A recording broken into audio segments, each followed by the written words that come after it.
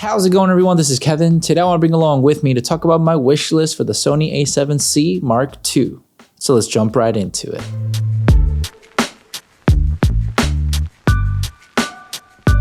With the release of the Sony A6700, it totally made sense for me to talk about the Sony A7C Mark II because more than likely that's going to be one of the newest cameras that's going to come from Sony, since we recently got the Sony A7 IV and we have the ZV-E1 and now the A6700. For me personally, I never owned the A7C, although I did want to own it, but just at the time I already had an A7 III, so it didn't make sense to dive into that, but I wanted to upgrade to the Sony A7 IV due to having 10-bit color and being a true hybrid camera for my needs. I love the idea of the Sony A7C with the form factor and all the specs that it had, that literally was a full frame camera and an APS-C body that wouldn't really overheat and had really good just overall photography and video for anything of your needs on the go with a good size. So now when it comes down to the Sony A7C Mark II, my wish list is honestly not that crazy, and I think it's very doable for Sony since they've been doing it with their newer cameras, and I think it'll be great to have in a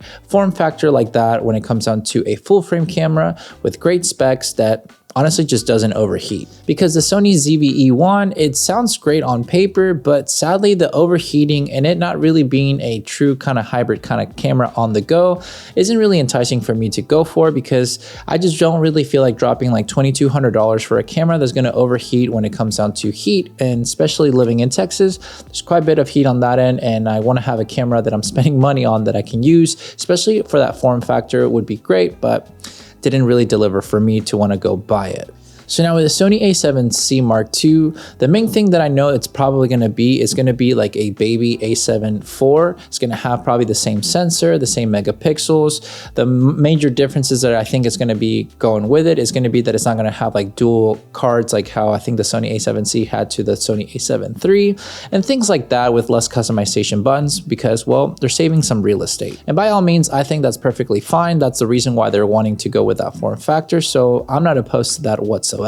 Now, when it comes down to the Sony A7C Mark II, I really hope that they kind of bring a little bit more into the aspects of a true hybrid kind of video for content creators' cameras. Most content creators tend to still shoot in their, horizontal kind of style mode rather than more in the portrait mode because, well, you're doing your vlogging, you're doing your setups, but you're also taking your photos and everything. So hopefully Sony can bring some open gate form factor into that Sony A7C Mark II, because for people that are wanting to do that both types of content, it's better to have a little bit more real estate so you can crop in on both modes and not lose quality when it comes down to transforming each footage for social media, whether you're shooting vertical or horizontal. Now that's something that I wish Sony would do already for all their cameras, and even do it as a firmware update because they could.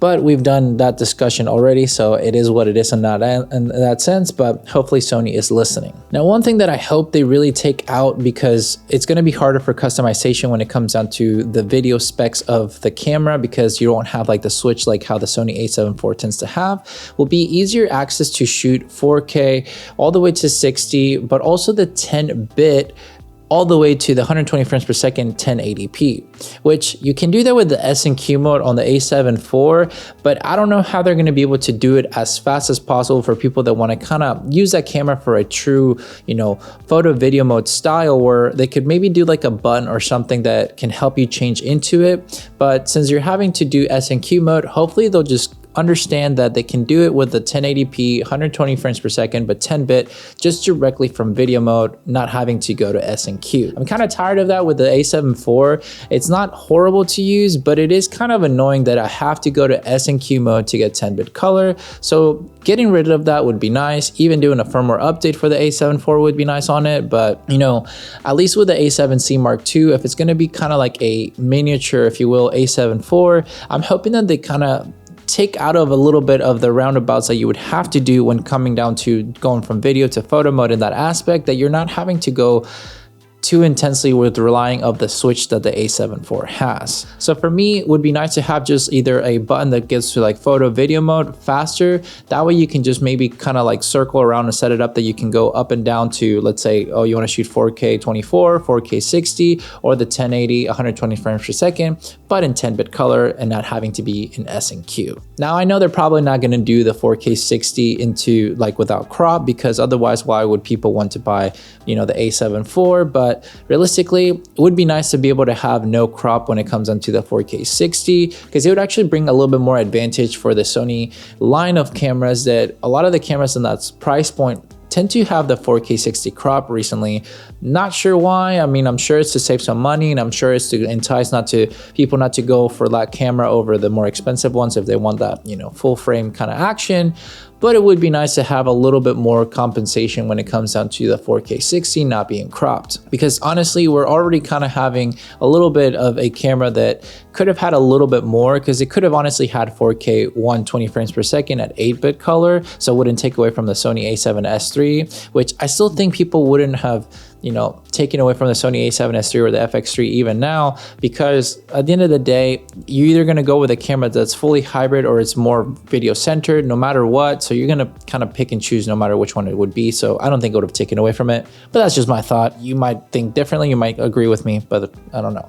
But lastly, when it comes down to this camera, I don't think they're going to be able to price it more than $2,000, just because the previous one was about like $1,800, maybe $1,900, I think it was. And now with having the ZVE1, but also having, you know, the Sony A7 IV, 2,200 and then 2,500, you kind of want to entice people to get this camera. And, you know, I don't think they can go to even 2,200 when it comes down to this camera. I think they're going to have to stay to the 2,000 range if they really want to kind of have it succeed. And for me, that would be ideal. For me, I would love to have this camera be at that range, because it would entice me to want to get it so I can use it more as my main vlogging type of camera, use my Sony A7S III as a more kind of workhorse for video, and then my Sony A7 IV for a mix of both whenever I need to condense down, or if I need to only bring 2 cameras with me or something like that when it comes down to work related with video and photo. So hopefully that's something that'll work out with the price point and they can bring it to it, because I know it's probably going to have the updated, you know, autofocus system and everything that every Sony new camera has been coming out since the Sony A7R5. Because if you look at the ZVE1, it has that AI autofocus. The A6700 has something similar with it. They have that nice, you know, autofocus system. So that's great, and I think it'll be nice. But I don't want it to become where like those things that are added to it take away from the price point, because in reality, it's probably not going to be anything crazy that we would wholeheartedly need, I guess, because the autofocus system on the A7 IV is already great. The AI, I'm sure, helps out a lot, but if it's going to make the camera too pricey, I don't think it's something that's much needed for that form factor, especially so it doesn't overheat. And like every camera on the Sony line should have is the customization to put in some like LUTs into it, which would be awesome to see, because I wish my Sony A7 IV, my A7S III would have it, because the A6700 has it. So hopefully Sony will kind of add that, you know, more into their cameras and keep it going that way, because it's nice to see what you have in camera so that you can plan your shots accordingly. But that's all that I have kind of in mind. I don't think anything crazy is going to come from it. I don't think they're going to deviate too much from the A7 IV, just a little bit more wishful thinking for certain things. But realistically, I think the Sony A7C Mark II is probably going to be a camera that's going to be very popular, especially with if it has like the 10-bit color, because the A7C was very popular for people wanting to dive into a little bit more of the full frame, but didn't want to go into the A7 III, you know, setup of the bulkiness, since they were coming most of the time from an APS-C sensor camera. So now ultimately, would you get a Sony A7C Mark II if it had some of the specs that I talked about today, or what would you want it to have? Please let me know below, as I would love to know your thoughts and what you wish Sony can bring to the table, because you never know. Maybe the more we talk about it, the more they'll bring to it, and the happier we'll become with them. But with all that said and done, guys, thank you so much for watching this video. Make sure to like and subscribe, share this video with a friend. I'll catch you guys in the next one. See ya.